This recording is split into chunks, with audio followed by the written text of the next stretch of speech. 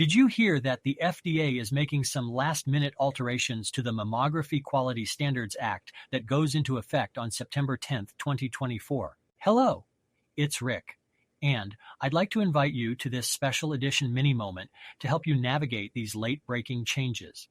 If you perform mammography services, you'll want to add this to your final checklist of things to verify compliance with as you approach the implementation date of September 10, 2024. So here's the backstory.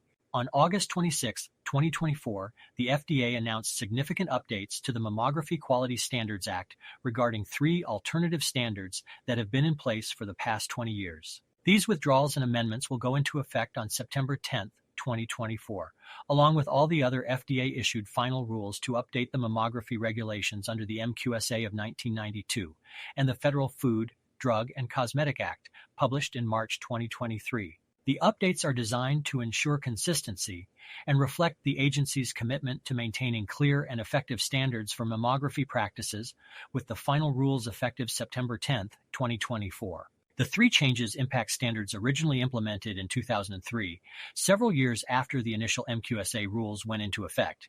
They were referred to as alternative standards. The FDA has decided to withdraw 2 of these alternative standards and amend 1.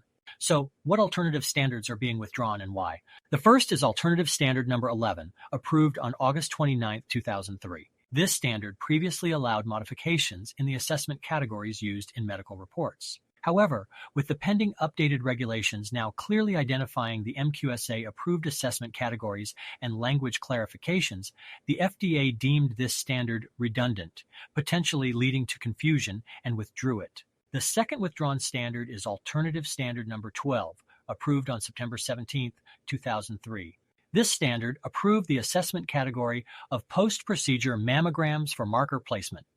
The updated regulations now include a nearly identical assessment statement, making this standard unnecessary. So, to streamline regulations and prevent overlapping guidance, the FDA also withdrew this standard.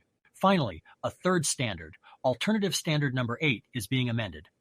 Released with Alternative Standard 11 on August 29, 2003, this standard initially permitted a separate assessment of findings for each breast in medical reports, a flexibility not explicitly covered in earlier regulations. The FDA has now amended this standard to align it with updated language in the new regulations. The term final assessment has been added to ensure consistency and clarity in reporting practices. This change keeps the language consistent with the new regulations, which require a single overall final assessment for the mammogram, not to be confused with an overall assessment for individual breasts by laterality. Despite being rolled out just weeks before the final rules go into effect, the FDA's withdrawal and amendment of certain MQSA alternative standards are essential to aligning with updated regulations. These actions underscore the agency's dedication to maintaining clarity, compliance, high standards in breast imaging, and ultimately protecting public health. If you like this, give it a like. For more bite-sized information about other mini moments, make sure to subscribe.